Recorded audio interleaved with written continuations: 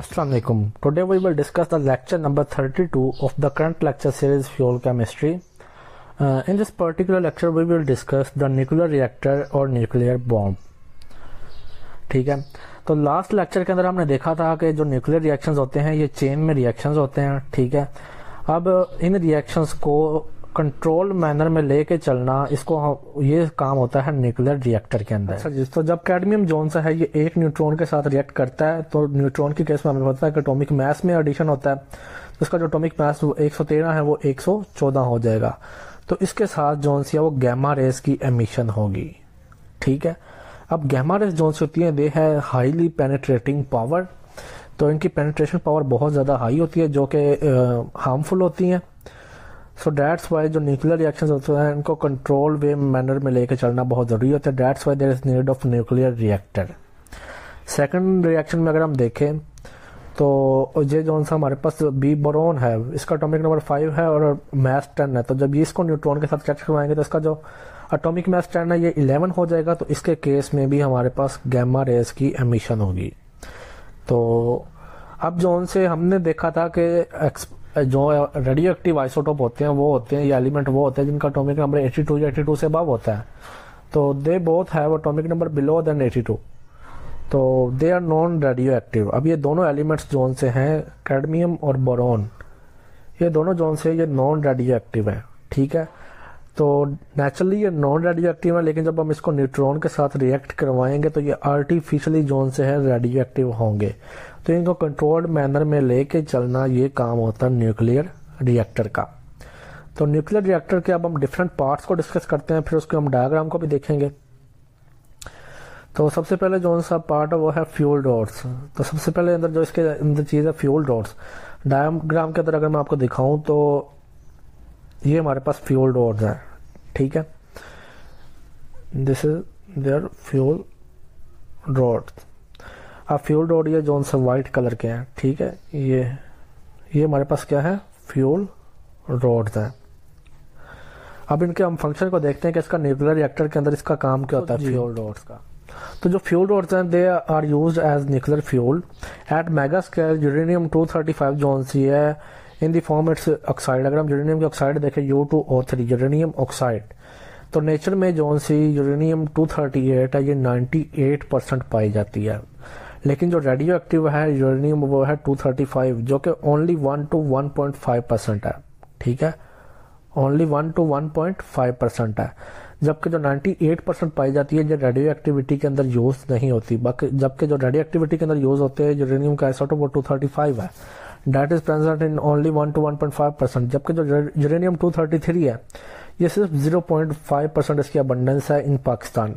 ठीक है, तो जो फ्यूल होता है there is need of enrichment, तो उसकी काफ़ी ज़्यादा क्वांटिटी हमें चाहिए होती है. अब जोन से enrichment of uranium two remove, अब यूरेनियम 238 को रिमूव करना और इसको दूसरे आइसोटॉप्स के अंदर कन्वर्ट करना, that is too much important and that is the secret of nuclear power plant जो कि हम डिस्कस नहीं करेंगे. ठीक है, ये हर जो डिफरेंट कंट्रीज होती हैं रेडियो एक्टिविटी के अंदर उनकी स्पेसिफिक टेक्नोलॉजी और टेक्निक्स होती हैं. अच्छा, uranium is stable but have radio activity. Uranium है तो स्टेबल बट ये रेडियो एक्टिविटी के फिनोमिना में इन्वॉल्व होता है. नेक्स्ट इज ब्लेम के यूरेनियम जोन सी, यूरेनियम की जोन सी इनरिचमेंट है. Uranium enrichment procedure in Pakistan is classified 90 to 92% जो प्योर यूरेनियम है is used and produced in Pakistan, जबकि जो अमेरिका है उसके अंदर सिर्फ 35% प्योर यूरेनियम पाई जाती है, जबकि पाकिस्तान के अंदर 90 to 92% प्योर यूरेनियम पाई जाती है. ठीक है, अच्छा जी, इसके बाद जोन सा सेकंड है वो है कंट्रोल डॉट्स. ठीक है, नेक्स्ट जोन से हम डिस्कस करेंगे पार्ट न्यूक्लियर रिएक्टर का, दे आर कंट्रोल डॉट्स. इसको अगर हम डायग्राम में देखें तो कंट्रोल डॉट्स ये जोन से ब्लैक कलर के हैं. ठीक है, अगर हम इन ब्लैक कलर के रोड्स को देखें तो these rods are control dots. ठीक है, तो इनको हम कंट्रोल डॉट्स कहते होते हैं. आगे फर्दर हम इसको कैडमियम और जो बोरॉन होते हैं they have capacity to accept neutron. ऊपर हमने इनके रिएक्शन भी देखे थे कि जो कैडमियम और बोरॉन होते हैं ये न्यूट्रॉन को एक्सेप्ट करते हैं न्यूक्लियर रिएक्शन के अंदर. तो they are suspended in fuel dot, इनको हम सस्पेंड करते होते हैं फ्यूल डॉट्स के अंदर। अब इनकी जो डेप्थ होती है that is inversely proportional to the rate of reaction, ठीक है, that is inversely proportional to the rate of reaction. It means कि फ्यूल डॉट्स की जितनी ज़्यादा डेप्थ होगी रेट ऑफ रिएक्शन उतना स्लो होगा, ठीक है। इसी तरह जितनी इनकी डेप्थ कम होगी, ठीक है, रेट ऑफ रिएक्शन उतना ज़्यादा होगा। तो they are inversely proportional to each other. उसके बाद अगर हम रिफ्लेक्टर्स की बात करें, ठीक है, रिफ्लेक्टर्स जोन से होते हैं, ये जोन से होते हैं न्यूट्रॉन वगैरह की जो डायरेक्शन होती है उसको क्या कर देते हैं, चेंज कर देते हैं, ठीक है। जो डायरेक्शन होती है उसको क्या करते हैं, चेंज करते हैं। अगर हम इसको फ्लो शीट डायग्राम के वे में देखें तो न्यूट्रॉन जोन से होता है रिफ्लेक्ट बैक करता है टू फ्यूल डॉट्स, ठीक है, for further reaction and no waste takes place. तो रिफ्लेक्टर जोन से होता है जिस तरह जो रिफ्लेक्ट करना होता है कि वो किसी भी चीज़ को जोन से होता है बाउंस बैक कर देता है, रिफ्लेक्शन जैसे हम कहते होते हैं।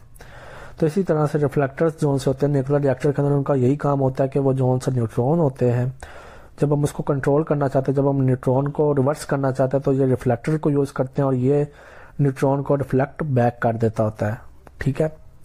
तो reflector take place around core, centre में ये होते हैं, and reflect back neutron towards ओर। अच्छा, उसके बाद कंपोनेंट एज रिफ्लेक्शन। अब कौन कौन से कंपोनेंट है जो रिफ्लेक्शन के तौर पे यूज होते हैं, ठीक है। तो इनमें जो से कंपोनेंट्स में आ जाता है, सबसे पहले है जी हैवी वाटर, D2O जिसे हम बोलते होते हैं, और इसको हम ऑब्जर्वर या रिफ्लेक्टर्स भी कहते होते हैं। उसके बाद हम मॉडरेटर की बात करते हैं। मॉडरेटर के अंदर भी कौन कौन से कंपोनेंट यूज होते हैं। मॉडरेटर के अंदर हैवी वाटर जोन सा वो बिहेव करता है एज अ मॉडरेटर, ठीक है। जो हैवी वाटर है ये वर्क करेगा एज अ मॉडरेटर, और इन प्लेस ऑफ हाइड्रोजन हम न्यूट्रॉन को। मॉडरेटर का बेसिकली काम क्या होता है, मॉडरेटर जोन सा होता है वो न्यूट्रॉन को क्या कर देता है, स्लो, उसकी जो स्पीड होती है उसको स्लो कर देता है, ठीक है। अगर डीएनए की रेप्लिकेशन के दौरान ये न्यूट्रॉन स्ट्राइक करता है और म्यूटेशन अकर होती है तो ये अनकंट्रोल्ड मैनर में होती है and it will cause the cancer, ठीक है। तो अगर ये म्यूटेशन हो जाती है बॉडी के अंदर during DNA replication due to the neutron striking, then it will cause the cancer. अच्छा जी, अब अगर हम इसके कंपोनेंट्स देखें तो इसमें मॉडरेटर के तौर पे जोन सा ग्रेफाइट यूज होती है, ठीक है।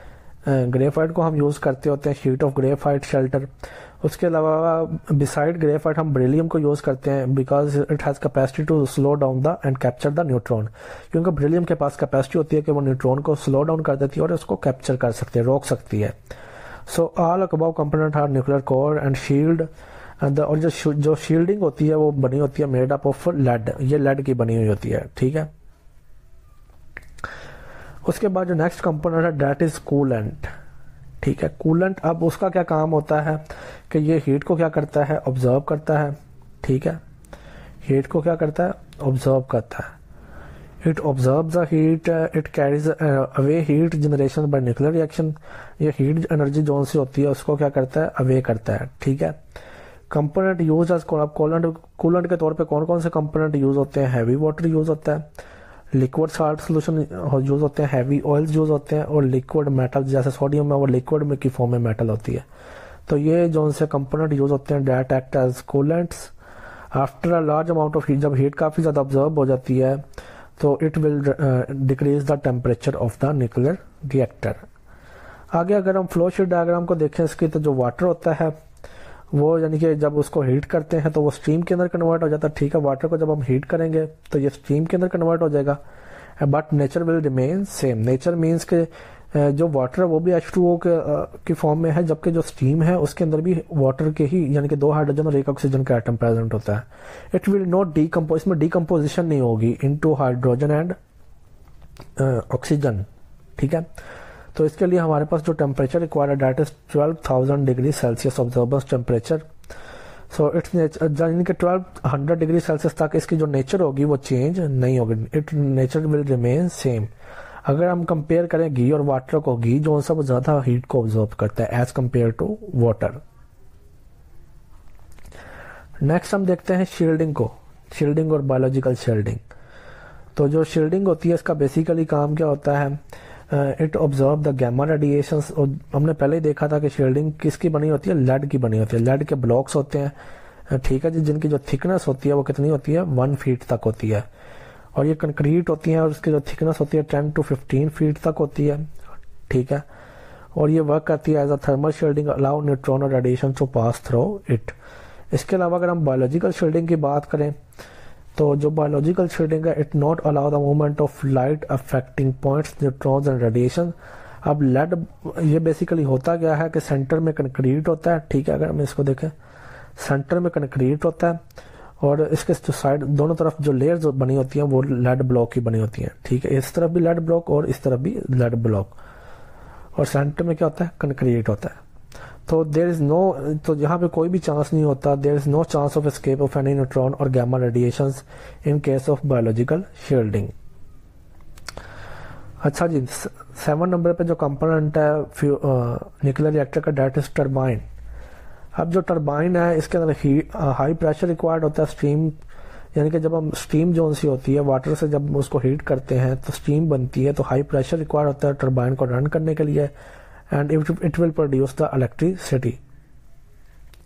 इस तरह का एक स्टेशन कराची के अंदर भी है।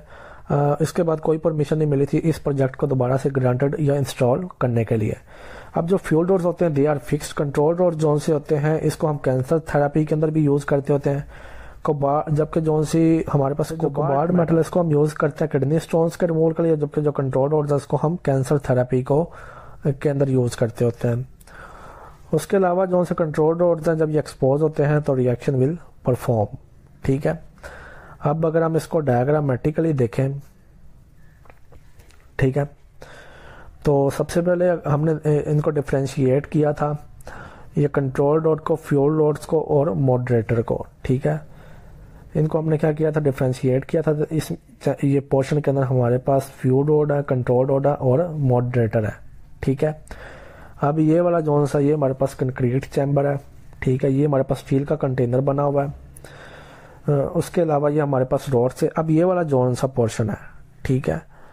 ये वाला जोन सा हमारे पास पोर्शन है। इस पोर्शन के अंदर क्या होता है, हीट एक्सचेंज होती है। इन पाइप्स के अंदर ही यानी कि वाटर फ्लो करता है, कोल्ड एंड वार्म वाटर। तो ये जोन सा होता है, इसका जो टेम्परेचर को जोन सा होता है मैनेज करना, ये इस चैम्बर का काम होता है, ठीक है।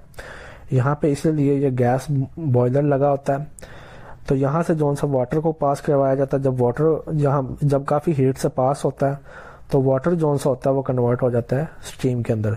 देन इस स्टीम को फर्दर हम यूज़ करते हैं टरबाइन को रन करने के लिए, ठीक है। टरबाइन रन होगी तो जनरेटर से क्या प्रोड्यूस होगी, इलेक्ट्रिसिटी प्रोड्यूस होगी। तो इस तरह से ये जोन सा न्यूक्लियर रिएक्टर होता है, ये क्या करता है, वर्क करता है। अब टरबाइन के अंदर जोन सा कंडेंसर होता है, ये भी वर्क कर रहा होता है। यहाँ से जोन सा जो स्टीम होती है वो कंडेंस होकर वाटर में कन्वर्ट हो रही होती है, ठीक है। यहाँ से ये जोन सी कंडेंसर से होकर वाटर में कन्वर्ट होती है, इसको हम दोबारा से यहाँ पे हीट एक्सचेंज चैम्बर के अंदर लीव कर देते हैं, जो कि दोबारा से स्टीम में कन्वर्ट होता है और टरबाइन को रन करने के लिए यूज होता है। तो इस तरह से हमारे जो से स्टीम है वो हम वेस्ट नहीं करते, बल्कि उसको रिसाइकल करके दोबारा से हीट एक्सचेंज चैम्बर में एंटर करवा देते हैं। तो इस तरह से ये जो सा न्यूक्लियर रिएक्टर होता है ये वर्क करता है। So this is today's lecture. In this lecture we have discuss about the nuclear reactor और न्यूक्लियर बॉम्ब। अगर आपका कोई क्वेश्चन हो तो आप कमेंट सेक्शन में पूछ सकते हैं। ओके, थैंक यू, अल्लाह हाफिज़।